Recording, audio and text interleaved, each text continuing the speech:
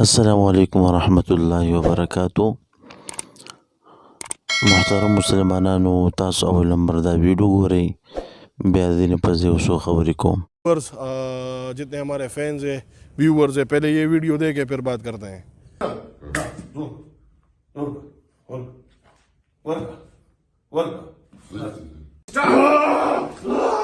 ما ټول افغانستان خلک اوس دا پیغام دی چې ما علاج وکړي.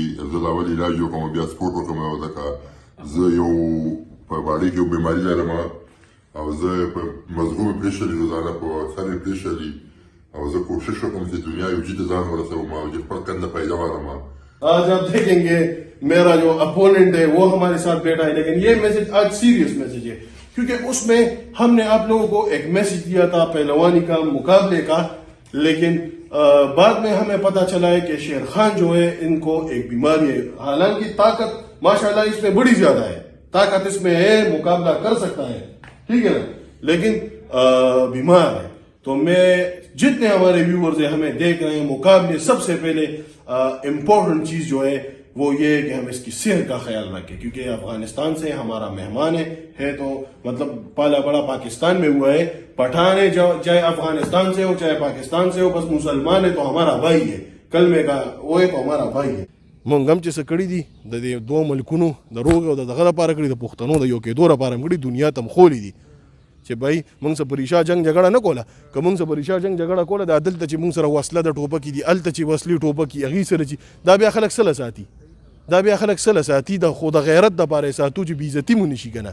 نو چې بېعزتي د سړي کېږي په حجره د څوک راځي نه بیا ویډیو یا کیمرې کولاوي نه. دا خو موږ یو میچ جوړو دنیا ته مخول. محترمو، تاسو د خان بابا دا خبرې واورېدلې او تاسو په دې ویډیو کې دا شیرخان هم ولیدو چې محترمو دغه شیرخان دا لږ بیمار دی، د ده څه بیماري هم ده، په خپل هم ده ویله چې زما علاج پکار دی.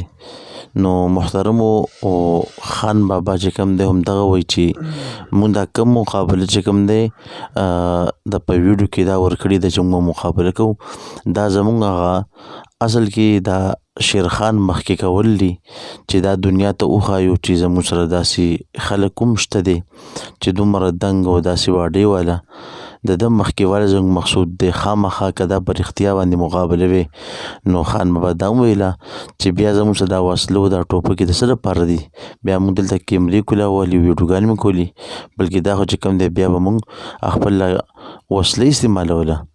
خو جون کې موږ چې کوم دی دا په رښتیا باندې زموږ دا مقصد نه و چې موږ په رښتیا باندې سره مقابله کوو، بلکې د دنیا ته وړاندېوالي مقصد و.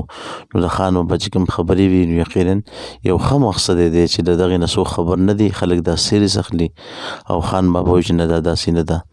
نو الله رب العزت د خان بابا همیشه لپاره داسې ښه سوچ پیدا کړي چې د هر غریب سره مدد وکړي، هر غریب چې کوم دی د هغه سره چې کوم دی شانه په شا چې کوم دی ودرېږي او د هغه سره مرسته وکړي او دنیا ته ښه پیغام ورکړي.